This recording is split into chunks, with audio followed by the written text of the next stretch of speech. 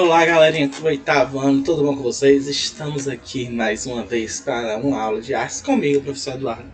Eu espero que vocês estejam bem, estejam em casa e estejam empolgados para conhecer esse conteúdo. Então, vamos lá para a nossa frase.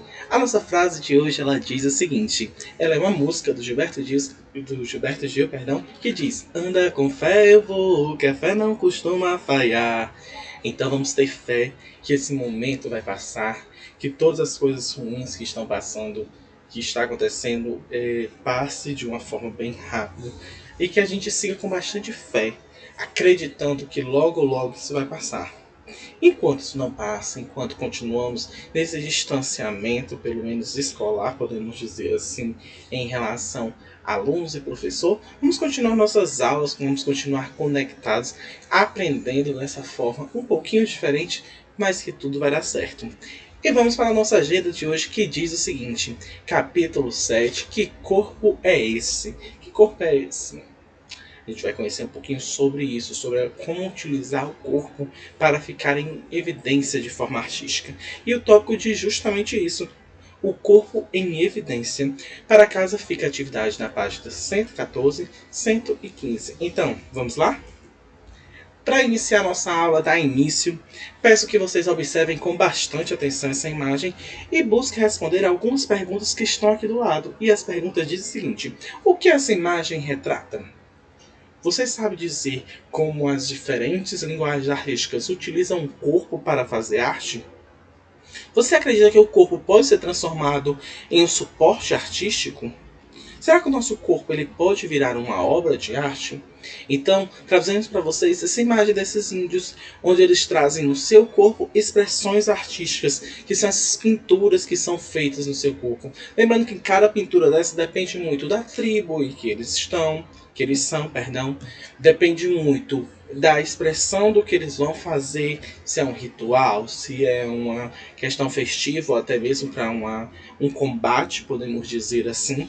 Então tudo isso tem uma expressão artística, tem uma simbologia, tem uma estética voltada para essas pinturas. Mas e as tatuagens? Alguém já pensou aí de onde foi que surgiu? Há quanto tempo existe a tatuagem? Pois bem, quando falamos em tatuagem, geralmente a gente acha que é uma coisa muito atual, uma coisa muito moderna e tudo, mas na verdade não é assim.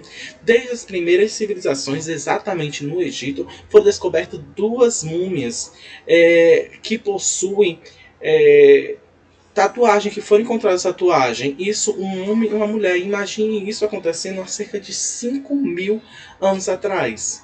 Então, as expressões da utilização de tatuagem, a gente pode perceber que já tem uma questão bem antiga.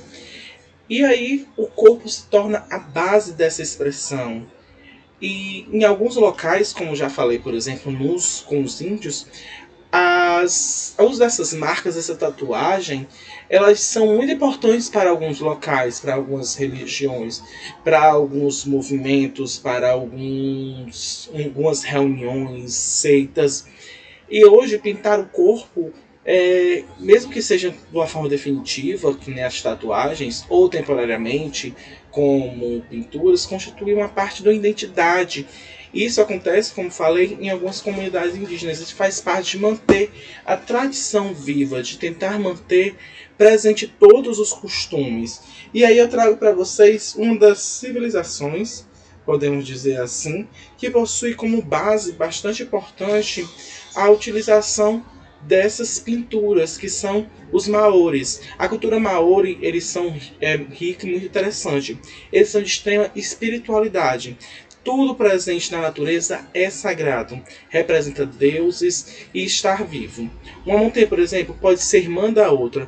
Tudo que existe possui um espírito chamado mana, até mesmo os objetos fabricados. E aí no livro de vocês, exatamente na página 112, ele vem falar um pouquinho que os maoris são os povos que são nativos da Nova Zelândia e são conhecidos principalmente pelas suas danças tradicionais e pelas pinturas do seu corpo. E aí a gente tem essa imagem, onde ela vem mostrando, olha isso, como é bonito essa pintura que eles fazem, essas marcas que eles têm, como é feito assim detalhadamente.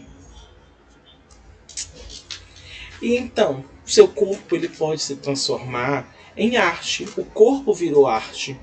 E o corpo ele pode ser tratado em diversos tipos de expressões artísticas, tais como o corpo na dança, o corpo no teatro, que ele transfigura, né, o corpo. O corpo numa dança, ele pode ser o seu corpo habitual, mas ele também pode ser um corpo onde ele exige um outro tipo de formação, assim como o teatro. E temos também as artes visuais. Nas artes visuais a gente pode fazer expressões artísticas lindíssimas com o nosso corpo, e a gente vai ver isso agora mesmo numa coisa chamada body art, né?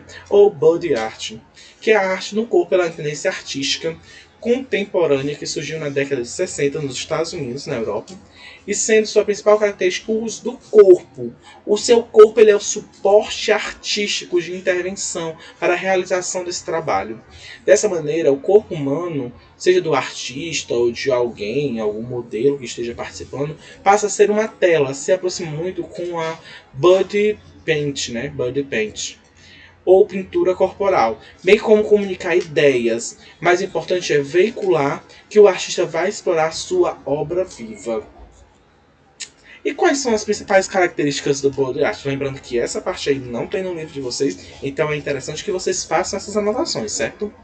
As principais características do body art são o corpo humano como suporte de experimentação artística, materialização e resistência do corpo, relação entre a arte e a vida cotidiana, arte como protesto, arte para chocar o espectador, uso de performance, vídeo arte, instalações, temática livre de preconceito, cultura do corpo, sexualidade ou nudez. Então isso daí eles não se importam com essa questão desse preconceito. Na verdade eles quebram esses paradigmas, tatuagens, maquiagens, deformações, enfim. E aqui a gente tem alguns exemplos de body art, né? Vocês podem perceber aqui, ó, pessoas, que são os 3 pessoas, viu, gente? Não é uma rã. São 3 pessoas formando, perdão, essa imagem. Olha aqui essa composição artística. Também temos outros tipos de body art, né? Que é uma pessoa totalmente tatuada. Aqui é uma pessoa que se transfigurou utilizando elementos naturais. E aqui também é uma pessoa que utilizou muito essa coisa do body art de deformação. O rosto dela é cheio de pinças, cheio de coisas realmente colocadas, certo? Não é algo colado. Foi perfurada toda a pele para poder fazer essa expressão aqui. Embora o body art tenha sido feito com bastante uso na performance a partir da década de 1960, essas manifestações já tinham sido provocadas, gerando inquietações há algum tempo. Em Zurich, na Suíça, Hugo Ball, né, eu acho que é isso, Ball, 1886 a 1927, foi um dos fundadores do movimento dadaísta que escreveu o Manifesto de Dada. Em um clima de questionamento, o artista, com sua estranha roupa de papelão, que a gente tem aqui disponível na página 113 do livro de vocês, e ele estava lendo, ele pegava e falava alguns fonemas do poema da performance Karawani. E ele ficava lendo esse poema parecendo um bebê. Ele estava como se fosse ridicularizando, ironizando a questão dos adultos e tratava de destruir uma crítica à civilização europeia que causou a Primeira Guerra Mundial. Desde então, muitos outros artistas dedicaram seu tempo à performance, a questionar os valores da sociedade, eventos políticos, acontecimentos cotidianos e propriamente a arte. Alguns nomes são importantes, como Marina Abramovic, essa mulher aqui que a gente está vendo, em uma das expressões artísticas, que é o artista está presente, Treasures Ashes, eu acho que é esse o nome. E essa expressão aqui, essa performance dela, que essa mulher é fantástica e performática, é muito tocante. Vocês têm que assistir um vídeo onde vem falando um pouquinho sobre essa performance. O artista está presente. Essa expressão aconteceu em um shopping.